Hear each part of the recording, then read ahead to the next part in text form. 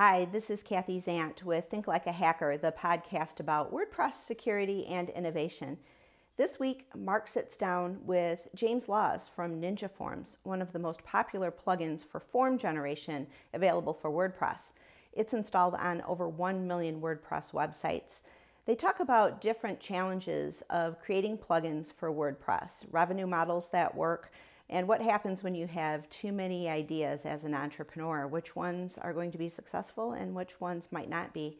It's a fascinating conversation, and I think you'll enjoy it.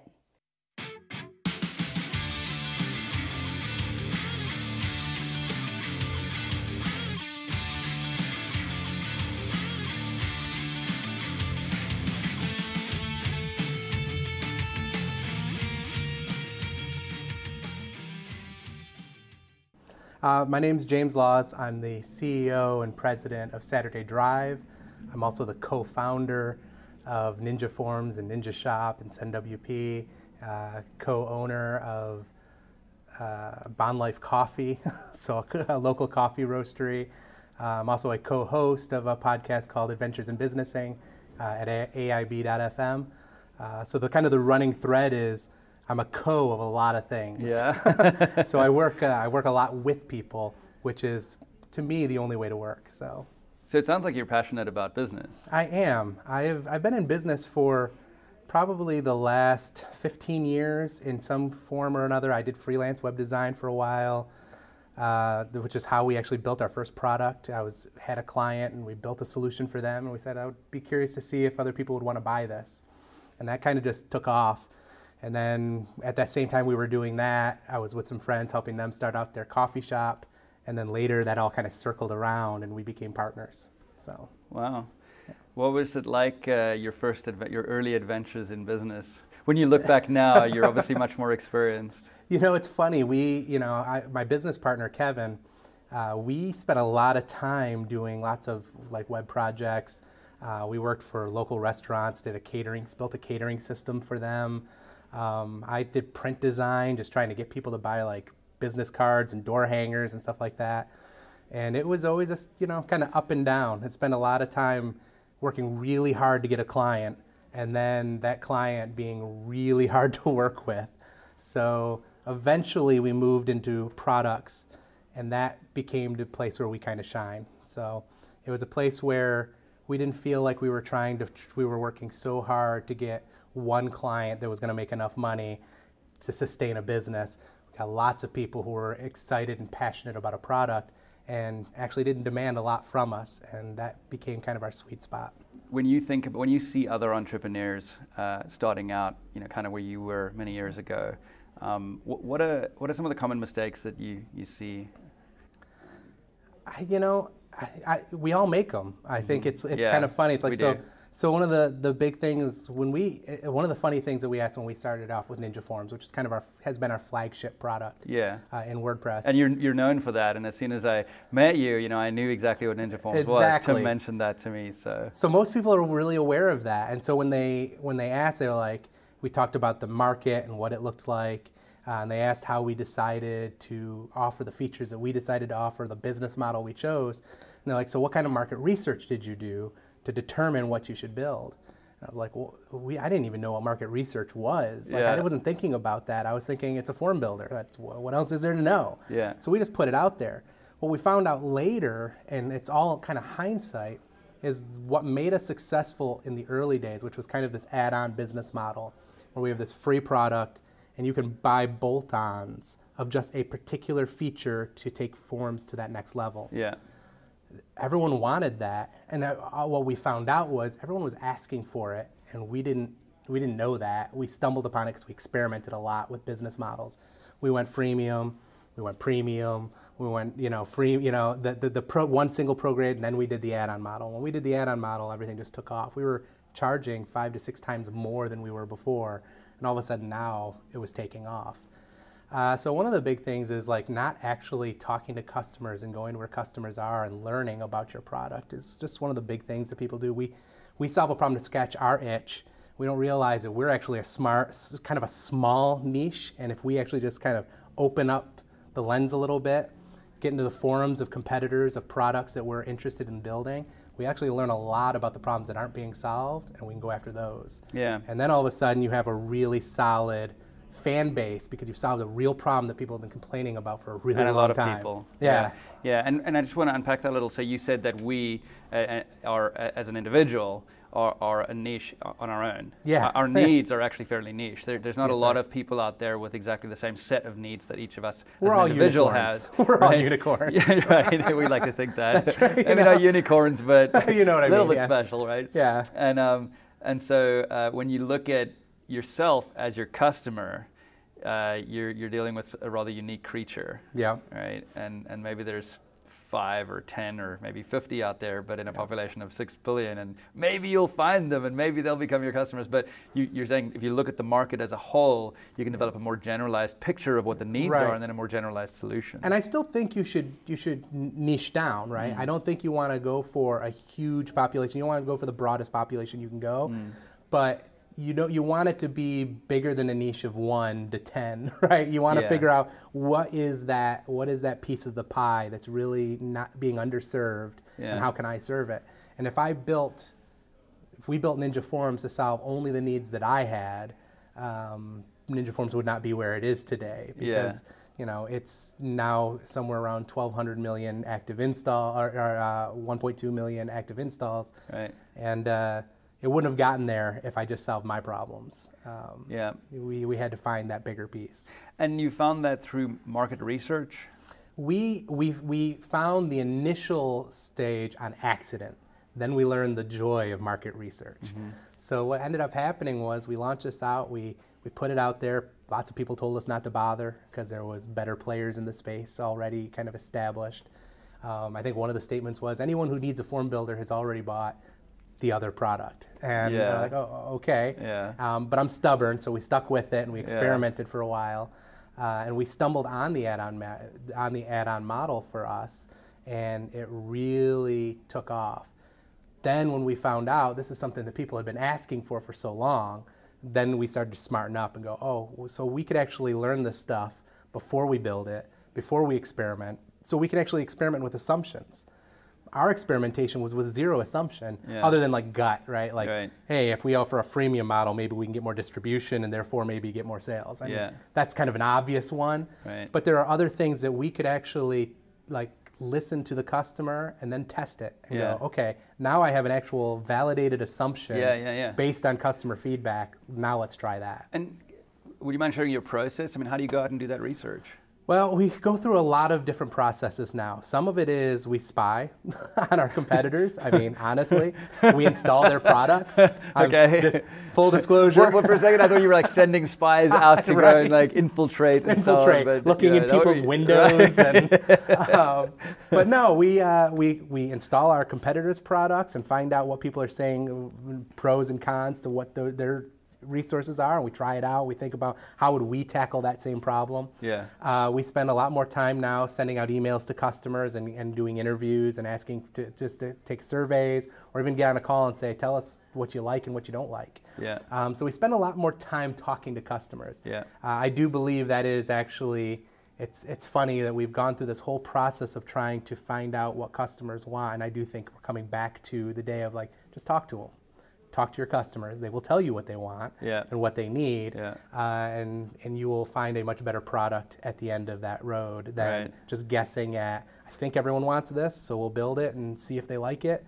Because we all know you build something, now you got to support it. And it's a lot harder, it's easier to give somebody something than it is to take something away. So you might as well talk to the customer first. Yeah, I'm kind of an idiot when it comes to this stuff. So my examples, I have specific examples of how much of an idiot I am. So with Wordfence, my site got hacked, and I had some parameters. Well, let me back up a little. So my wife and I had been trying to create a business for a very long time, and we had been having a really tough time of it. And we had a little bit of success here and there, working extremely hard, 8 months to a year investment each time developing a new product, launching it to thundering silence, knowing very little about marketing, occasionally getting lucky with things like SEO and that kind of thing. And I was at my wit's end in about 2011, and my site got hacked. My brother was in the WordPress space, And I was looking for a business idea that would work, and I came up with some criteria for what would be a successful idea, and I would evaluate the successful ideas that I identified. And so that my criteria was it has to be in a space that's growing, it has to be in a space that's spendy, we have to be, it has to have a gap that we can fill, and we have to be able to be the best in the world at whatever that thing is. And I had been a Perl developer since the late 90s, and PHP, if you know Perl, PHP is easy. I have heard. Yeah. And but I'd really gotten my head around object-oriented design and that kind of thing, and I felt like I could bring very, very solid software engineering to the PHP ecosystem and develop a very solid application. Right. I come from an ops background, and so I knew a fair amount about security. I was also a black hat hacker back in the early 90s, so I was passionate about security. And WordPress space was growing, spendy. There was clearly a gap in the security market, and it felt like something we could be the best at. And so we went after it and created a business that now employs 40 people. 24 of them are full-time employees with amazing benefits, market salaries, the whole deal.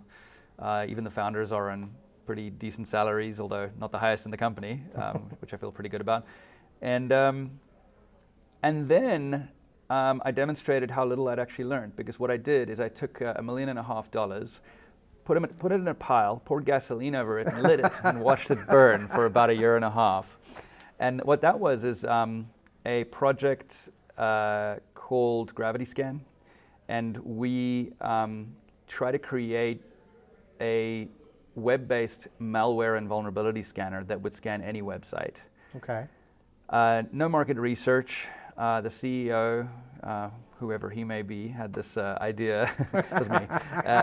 Had this idea that that's what the market needed, and built it. And the silence was deafening. 6 months later, the traffic on the site was tiny, even though we had sent torrents of traffic to it. And so that's an example of where you're talking about where lack of market research, lack of being in touch with the customer, and so on. And so, thankfully we scrapped that pretty early on, freed up the team, freed up the resources, and moved on to something else. And then kind of a counter example of that is at the beginning of, God, it feels like it's been longer, but I don't know, late 2017, beginning of 2018, we started heavily engaging with the community, and we started talking to our customers, in other words, and really understanding their needs, especially agencies, people with many websites and so on, understanding their pain points and that kind of thing. Right. And we realized that there's a lot of people who love Wordfence, does an amazing job of securing sites, but it's not designed to, it is difficult to configure it across many sites.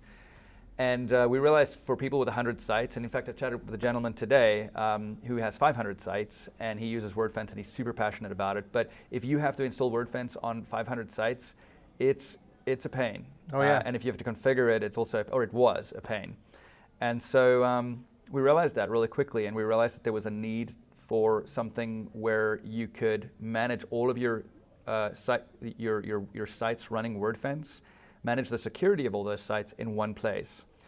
And so we built Wordfence Central, which is a web application that integrates with your sites and the plugin, the Wordfence plugin that's running on them.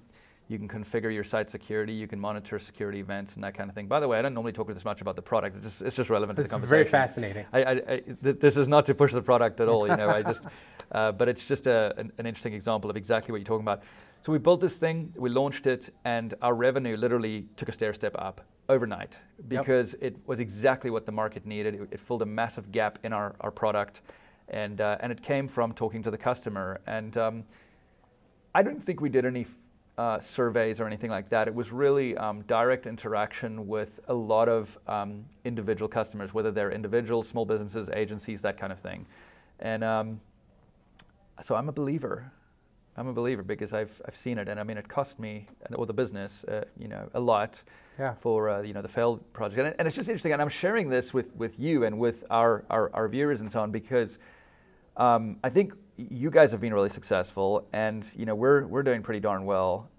Very strong cash flow, amazing team, but I still get it wrong, and relatively recently, and so I think on some level, no matter where you're at, even if you've got a pretty solid medium-sized business, you're still figuring a lot of this stuff out and having to do experiments and so on. But I think that really is where a lot of the value comes from, is experimentation. Yep. To that point, I think we've started to approach more of our projects and ideas on this idea of minimum viable experiments, and not minimum viable solutions. Okay. It's too soon to have a solution.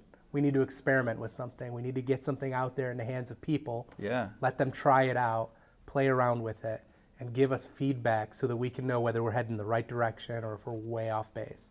I love that. It gives you a reason to interact with the market in a very real way. And it makes it very easy to fail, because experiments are not meant to be successful out of the gate. They're meant to learn something. So the question is, what's the smallest thing that we can put in the hands of customers where we can get feedback and learn about our approach, our assumptions, our process? And so to your point, right, it's like as entrepreneurs and owners, we have lots of ideas. I can't think of an entrepreneur that probably doesn't have a backlog of 12, 15 things they would love to build and launch and work with. They're not all going to be successful. No. Most of them are going to be duds. Yeah. So the question is how do we experiment with these things, and how do we focus our teams that doesn't distract them from the things that are actually serving our customers and making them money and employing the team, while also still being able to take small pieces of time to experiment on new ideas, the future, what's happening in the further horizons, and find out, can we validate the assumption that we have? Entrepreneurs' guts, I like to say, like, we have good gut, like we have a good gut about what it is, but truth is we don't. We actually have a really bad at it. Yeah. It's just because you have this kind of, everyone's talking about survivor bias now lately. Okay. It's this idea of, because we're successful and we've gotten through the storm, we forget about all the bad things that went wrong. We forget about all the failures. All we remember is, the thing that went well, what got us to this successful point. And so I think we look back at that and go, like, I've got a refined gut. Like, I know what's going to work and what's not going to work. Yeah. That's survivor bias at its best, telling you that. Yeah. So you have to remember, like, experiment often.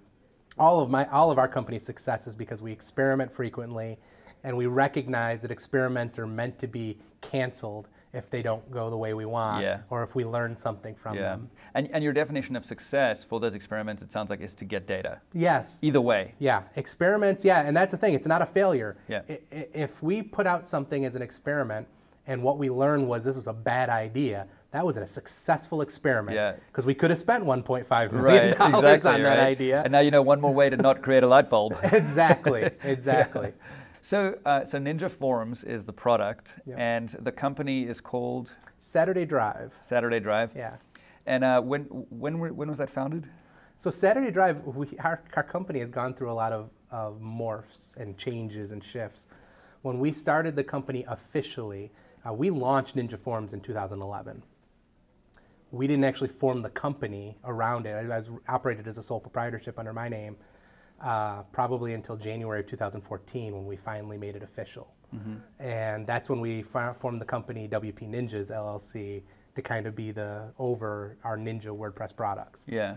And then 3 years later, we decided that we wanted to not that we didn't want to be in WordPress. We want to be in WordPress. We love WordPress. But we also didn't want to just be in WordPress. We wanted to do other things. So we decided we needed a brand and a company that wasn't tied to WP necessarily. Okay. So we established Saturday Drive in 2018, and that pretty much absorbed all of the other products underneath it. Okay. At the same time, during that process in that past year, we acquired a coffee roastery that was a friend of mine who started it and brought him on the team. And now we're in coffee, we're in retail, we're in brick and mortar, and we're in software. Wow, that's cool. So, have you guys raised any funding at all? We've not. We're bootstrapped all the way. Wow, congratulations. Well, thank you. It's a really big deal, It is, because it's not easy. It's not easy. I attribute it to, I had wise people. My wife is very wise. Yeah. And so she said, I was ready to quit my job a year earlier than I did, and I was still just kind of bootstrapping through this and making it work.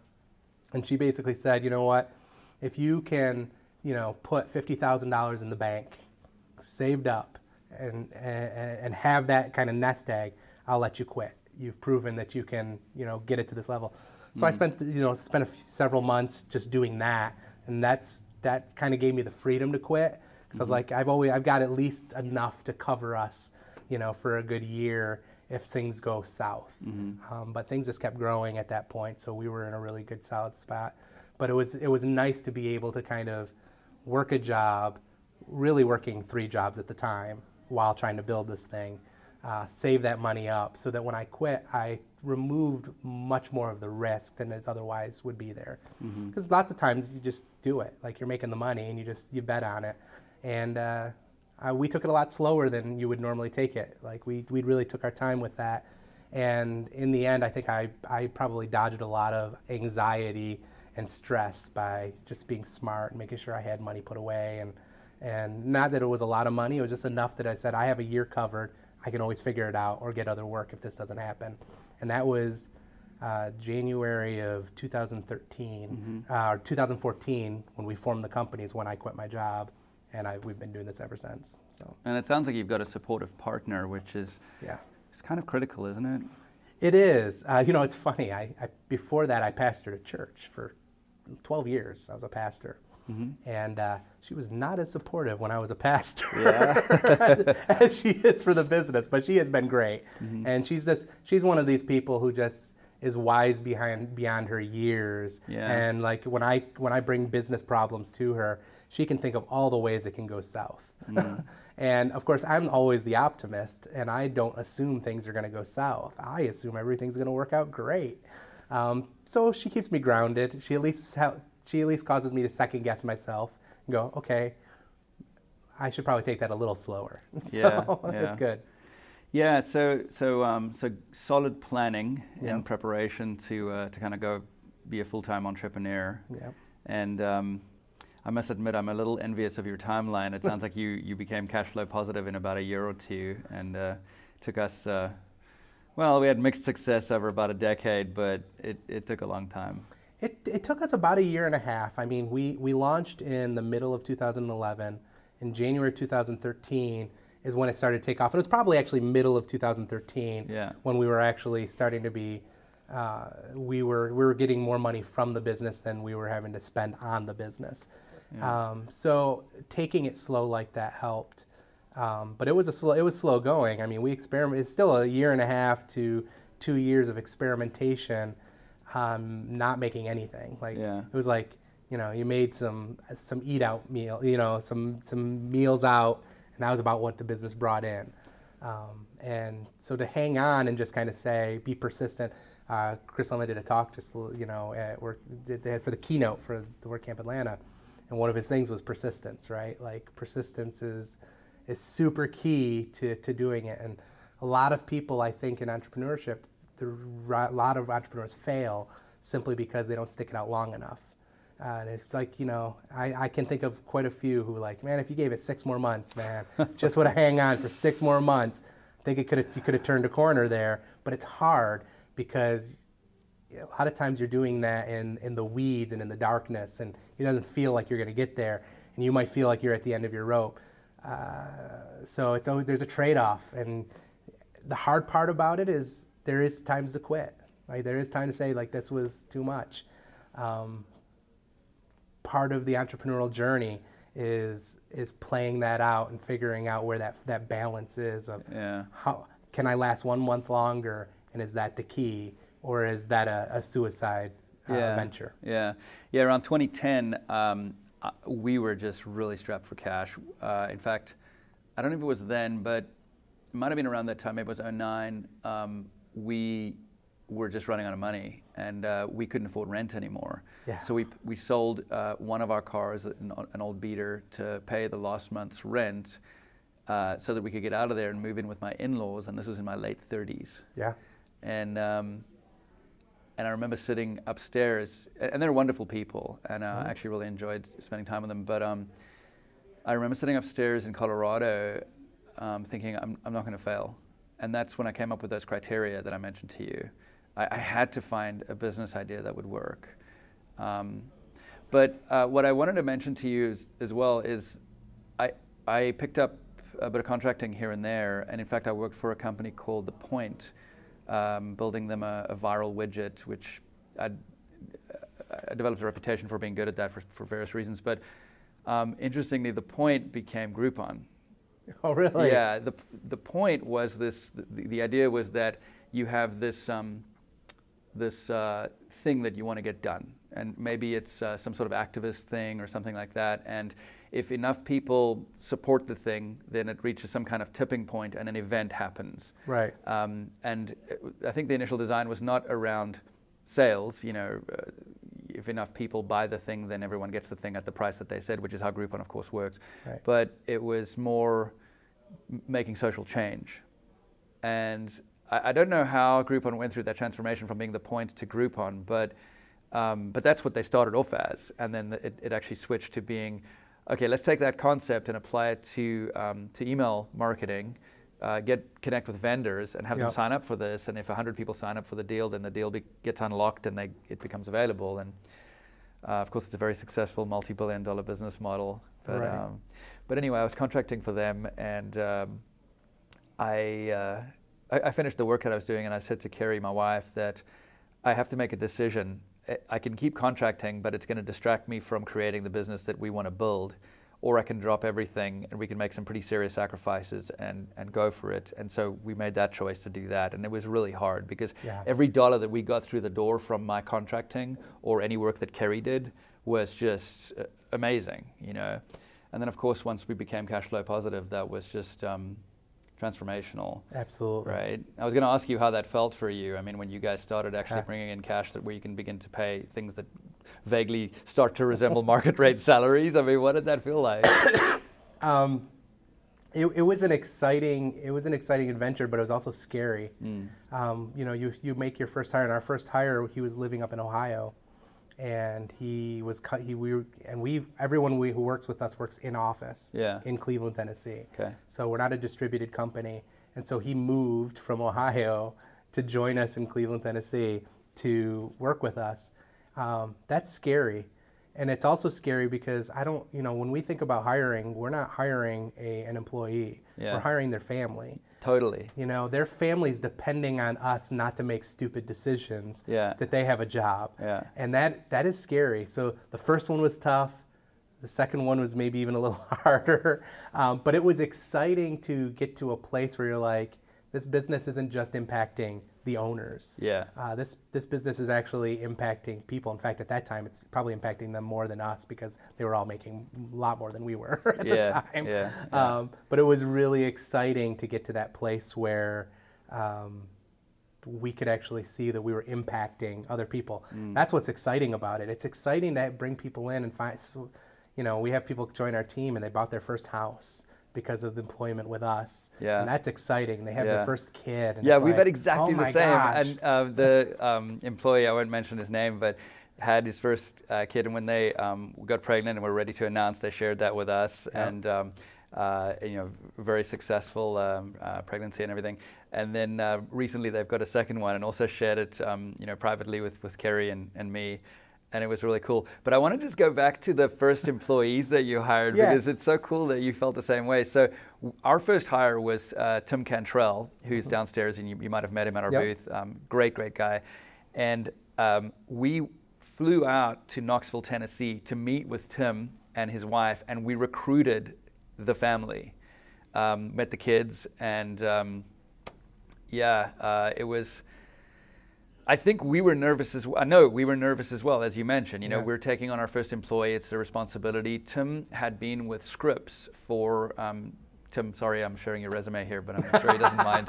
He talks about this a lot. But he had been with Scripps for 10 years, and he wanted to get whatever the 10-year award was at Scripps before he came on, and I think he just needed another month for that.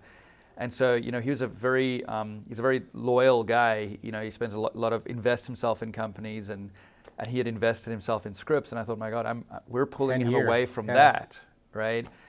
And it was nerve-wracking, but it was interesting because it kind of set the tone and the value system that we have, because we have amazing benefits in our company, and we really do right by employees, amazing PTO, great work-life balance and so on. And that sort of set the tone, because you realize, no, you're actually bringing a family into your company, and that's a responsibility. And when we, our next hire was Matt Barry, also a brilliant developer. He's our lead developer in the organization now, kind of the equivalent to a CTO. And Matt, again, Kerry and I went out to Maine, and we met with Matt and his wife, and I think the kids might have been there as well. And basically recruited the family, and Matt came. He'd also been with his existing employer for years, and he joined, and it was a big deal for us, and then we kind of grew from there. As we became more and more cash flow positive, and we were doing pretty good at that point. We waited until we could definitely afford these people and give them decent job security, but we became more and more relaxed about it as time progressed. We brought on Karina, who runs HR for us, and really kind of guided us in terms of how to run a successful organization for the team and so on.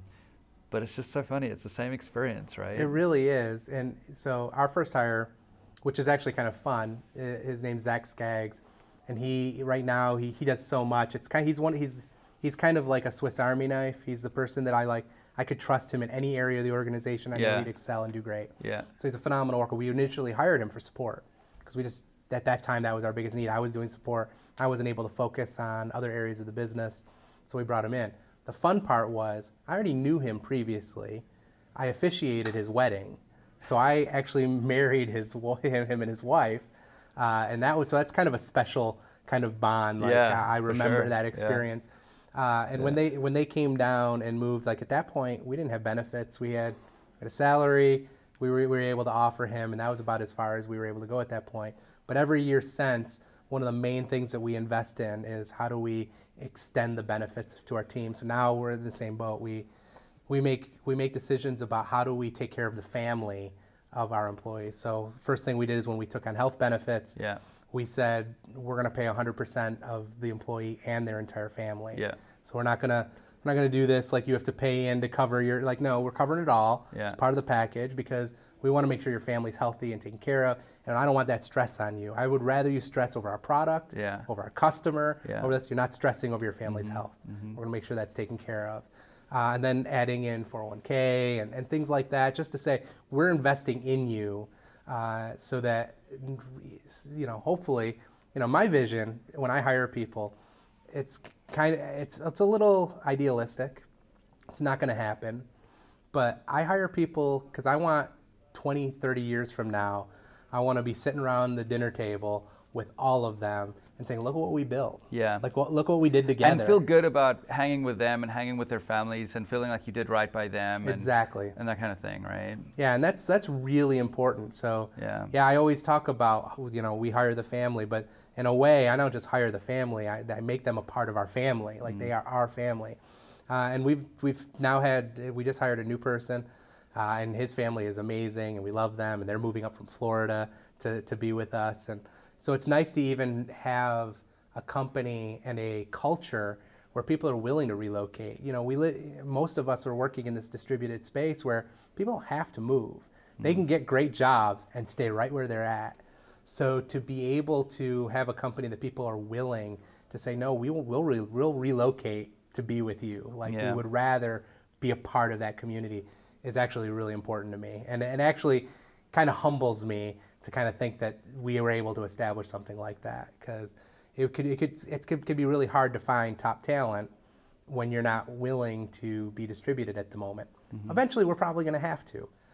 There's only so much talent you can hire in the area. Not everybody wants to live in Cleveland, Tennessee. I can acknowledge that. But for now, it's been nice to have a company that people believe in what we are about and love what we're doing and are willing to literally uproot their families to come and relocate to live with our families. And that's pretty cool. Wow. Well, James, I could talk with you for hours and hours about entrepreneurship, but we better chat about your products a little bit, because I understand that you guys are getting into the e-commerce space. We are. Can you talk a little bit about that? Yeah, it's exciting. We've wanted to do it, but let's be honest, e-commerce is a big space, and there's a lot of moving parts. It's pretty technical, and so we've been hesitant to just jump right in, but we get so many people who use forums to do really weird e-commerce stuff. And when you say forms, you mean Ninja Forms? like Ninja your Forms flagship specifically, product, yeah. So they use Ninja Forms to do this stuff, and honestly, forms are kind of like this weird beast. I call them the Swiss Army knives. They can do anything with forms, literally anything. Doesn't mean you should do everything with forms, but you can. So they use them to build these really complicated e-commerce solutions. And so we just realized that since our customers are obviously crying out for some of these e-commerce solutions and they're not finding what they need in the market, that we need to kind of put our stamp on what that might look like. Some of that market research we were chatting about earlier. Exactly. So that's the point, right? Market research is everywhere. It doesn't have to be on the, call customers up and have interviews. It doesn't have to just be surveys. Someone's just in your support forms, right? Right. They come into your support system and you just listen. What are they asking for? That's right. And so having regular conversations with your support team and talking about what are customers talking about, what pains are they feeling, can be a kind of a treasure chest of of knowledge of things that you could work on. So we knew e-commerce was inevitable. Yeah. And iThemes had a product called iThemes Exchange. I remember I did a talk at WordCamp Atlanta many years ago, talked about Ninja Forms, a case study on the freemium add-on model. And Corey Miller brought a bunch of people from his team to come hear the talk because they were launching Exchange on the add-on model. And so he was going to come and try to learn from me, which is humbling anyway, because Corey's a very, very bright guy, and you will learn a lot if you have a conversation with him. Yeah, and we did. I did an interview with him, and he was on the Yes. podcast. In fact, I think it was the first interview I did. Yeah, and he's such a great guy and a good friend. And so having him come and bring his team to hear me was nerve-wracking. So I love the product. The product was great. It's really user-friendly. It's simple, but still very robust. Sells physical, digital, memberships, licensing, recurring subscriptions. All of that stuff is in there, and it's really, really solid. But when all the transition happened with iThemes, and now iThemes is a part of Liquid Web, they let Exchange go. And after some transition through some other hands, once they decided that it was going to die, we just said this is our chance to kind of step up and see if we can revive it and give it a shot, kind of put our stamp on it. Yeah. So we brought it into the team and started learning the product, put some engineers on it to kind of dig through the code and learn it and figure out what was needed to be fixed. But we also wanted to rebrand it because, while I love iThemes and I love the Exchange was great, we had kind of a brand equity that we have built up with Ninja Forms, and we were going to try to share some of that equity with Ninja Shop. And so we decided to rebrand it and work on that. But now we're fully in the e-commerce space, and we're trying to solve a particular problem where a lot of times to build an e-commerce store, it's extremely difficult. If you use a product like Shopify, like they have a wizard for a few things, but then once you get through that wizard, it's 52 options you have to figure out how to set, and it's really complicated. And you have WooCommerce, which is a great product, but there's a lot of add-ons, there's hundreds and hundreds of add-ons to kind of sift through, and upfront cost, probably hundreds, $1,000, depending on what you want to build. And if you're a starter and you haven't validated, I think about us, right, as entrepreneurs, how do you give somebody the ability to start something without like feeling the anxiety of I don't have the cash to do it? Yeah. And I don't have you hear people say, well, if you don't have the money to invest in your idea, then maybe you shouldn't do that idea. Yeah, but not everybody everyone has that, yeah, right? and in fact, outside of the United States, access to capital is incredibly difficult. Exactly. And we feel that pain, and at Saturday Drive, part of our mission is empowering entrepreneurs. How do we help entrepreneurs be successful and do great things? Yeah. So with Ninja Shop, our main focus is how do we get people in as cheaply as possible so that even if it fails, it didn't cost them an arm and a leg, and they didn't risk their family on it. So we do a $9 a month fee for all of our features, and you get access to everything. And if you start making money and start reaching $500 in revenue a month, we take 0.9%. And that will just a small little revenue share as your store grows, and it caps out at $99 a month. Okay. But you have to be making $10,000 a month to get to that point. Yeah. At which point it grew with you, and it didn't put a strain on your finances or your budget, and you were able to succeed. And so if we can help people start and succeed at that kind of low cost, and if 3 months down the road, 6 months down the road, it failed, you know, $27, $30, $40, right, whatever. Yeah. You didn't lose a whole lot to try to validate that option. Right, so right. That's what and we're going for. Transactionally, how does that work? That you keep a percentage of revenue? Are you handling the transactions? We still let them use whatever payment processor they want to use. So if they want to use Stripe or PayPal or Authorize or something like that, they can still use that. How are you able to maintain visibility on revenue, in other words, to build them? They owe auth to our service. That's how they get access to the plugin. There's also some SaaS features like reporting and stuff that we're working in. Yeah. So that they have, it's kind of a hybrid plugin SaaS kind of model. Yeah, kind of like what we do, actually. Exactly. Yeah. And so, one, we made it easy, so it's still add-ons, but you don't know that they're add-ons. You install one plugin, and it exposes all the add-ons to you. And you just, when you click a button, it installs what you want. And if you don't want it, it leaves it alone, and you don't have to worry about it. But it's all available to you. At that same time, we do basic generic reporting. So we get some revenue numbers. We don't know what you sell or how many customers you have or anything. We just aggregate for the month. So you actually pay for what you did, not for what you're going to do. Yeah, so it's easier on the cash flow. It's much easier on the cash flow. So if you have a great month and you sell a lot, we'll tell you, congratulations, you did really, really good. This is what the fee will be. And it's kind of a happy event for them at that point. Exactly. It's not like, we get to celebrate with them and not be like, hey, we hope you have a better month next month, but we're still taking our piece, right? It's not that at all. It's you succeeded, now we succeed because we helped you succeed. We're working with you. And it's trying to find out a way to tell customers that we're your partner in this. Which you are. I mean, that billing model actually enables that. It is enabling an entrepreneur, you know, giving them access to the product at a very low cost. And if they succeed, then you helped do that by a tiny little bitty. And so they'll, you know, give you a tiny little bitty of the revenue, which is cool. Yeah, I think it's a win-win, and so we're really excited about it. Yeah. And like you said, like other countries, people who have ideas who just do not have the capital to invest in it can still try their idea out.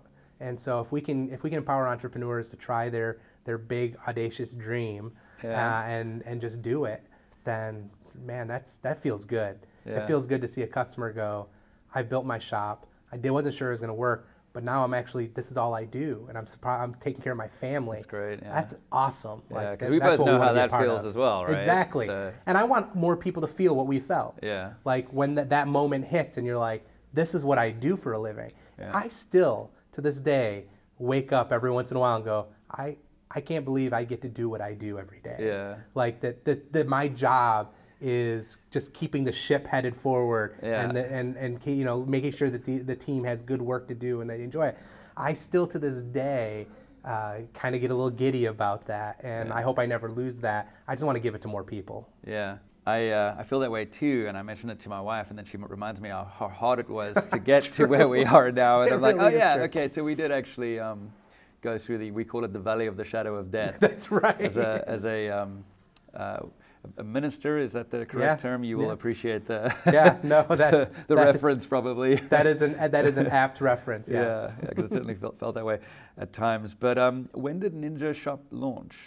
Ninja Shop started to debut a little bit at the end of last year, and it was mostly just kind of getting the website up. The product was available, but we weren't really marketing it yet. Just kind of wanted to soft launch it. Yeah. Excuse me. It's only been in the beginning of the year that we've been at the place now where we're migrating old Exchange customers over. So they had a user base already established, but the plugin hadn't been updated in a while, and they hadn't gotten any of the newer features. So we tried to bring those features to the surface, and now we have one of our engineers hand-holding migrations for each individual Exchange customer and bringing them over into Ninja Shop. And that's going really well and fairly smoothly at this point. So I think this WordCamp we sponsored as Ninja Shop instead of Ninja Forums. So that's our kind of our first toe in the water of starting to market the product a little bit more. Yeah. I just want to go back to what you said before. So you're helping folks that were using Exchange, which was iThemes Exchange? That's correct. Well, it's like it was iThemes Exchange, then it was Exchange WP, and now it's Ninja Shop. Okay, gotcha. Yeah, so there's kind of 3 processes through that. Yeah, awesome. I was chatting with Carrie Wheeler, who's the Chief Operating Officer of Liquid Web, and their focus is very much on e-commerce in terms of serving their hosting customers. Yeah. And I mean, one would think it's self-evident, but it certainly is a really hot space, and it just seems to be getting a lot of attention lately amongst plugin developers like yourselves and hosts and so on. So, and I'm sure there's a reason for that. You know, there's a lot of growth in the space. So Yeah, there is. Makes it fun for you guys. It's interesting when we you know, it's funny when we started Ninja Forms. The reason people told us not to play is because there was a lot of players in the space. Yeah. And there were. Chris talked about it and he joked about there was one player. But there's actually a dozen or so form builders. They weren't as big as the main player, but there's a lot of them out there. Yeah. So there were options. And we were able to bring a product into the market with a lot of sweat, blood, sweat, and tears, and eventually became synonymous with the big players. So it's rare now that when somebody talks about the top form builders, that we're not in the top 3 with the top 3 contenders, right? Yeah. And so we were able to come into a saturated market and actually establish some sense of presence and become one of the key players in that space. The audacious and perhaps prideful side of me goes, I think we can do it again. I think so too. I think we can do it again. I'll tell you what, I'm quite cynical about people who say, oh, so-and-so's already doing that. Yeah, And, I and agree. it comes to ideas as well, the market of ideas. You know, oh, you should read so-and-so. Well, no, maybe you should listen to my idea. You know, we should talk a little bit deeper about it because it might be an original idea. You know? That's right. There's it just seems there's a lot of folks out there who remind us about things that have already been done, and I think I don't know. Maybe that's part of the spirit of being an entrepreneur. You know, is that you take risks or you risk partially repeating things. That are already being done or have already been implemented, and you add a new twist to them. Yep. And I don't know what makes us do that. I mean, maybe it's ego, arrogance, Hubris. you know, something like that. But I really think that's part of the entrepreneurial spirit, is to say, well, I'm going to do it anyway. I think I don't think you can be an entrepreneur and not believe you can do it, right? Yeah. There's a part of that that says, no, certainly we can do it. WooCommerce is a phenomenal product. There's no denying that. But that doesn't mean that the market isn't crying out for options. Right. And so we think we can be that option, and we're excited to give it a shot. And I don't think we're not gonna harm their market share at all, but I think we will get a piece of our own, and it'll be really fun. But if we didn't think we could do it, then we wouldn't do it. But if we didn't think we could do it, we wouldn't do it. You know what I mean? Like, if you don't think you can do it, you're gonna fail anyway. So you have to there has to be a little bit of that indomitable spirit. Whatever it is, the thing that takes you through the long dark night, right? That's right. That thing that says, and you know, one of the nicest things that anyone said, I think it was Brian Krausgard talked about us on Post Status, and at one point they were talking about how we had done it with Ninja Forms, and they said, and if anyone can do it, they can do it here, like, because they've done it once before. Yeah. And so that kind of gets me going and kind of gives me a little bit of strength, pick up my shoulders a little bit and say, let's see what we can do. Let's see what we can make happen. Yeah. And so far, so good. I think we have a solid product. I think we have a solid sales proposition. And if anything, we have the passion to help other entrepreneurs try to start their stores. So we'll see what we can do. Awesome. Well, James, this has been an amazing conversation. Thank you. Thank you so much for your time. Really appreciate it. And I think we'll be chatting again. I hope so. Soon. I had a good time. It was fun. Yeah. Well, thank you very much. Thank you. Appreciate it. I hope you enjoyed the conversation with Mark and James Laws. I'm really excited to see what happens with Ninja Shop, the new plugin that they've created. It'll be interesting to see how it changes the landscape of e-commerce and WordPress. If you'd like to learn more about James, you can find him on Twitter at JamesLaws, and you can also find him at jameslaws.com. Thanks for watching Think Like a Hacker. We'll be back next week.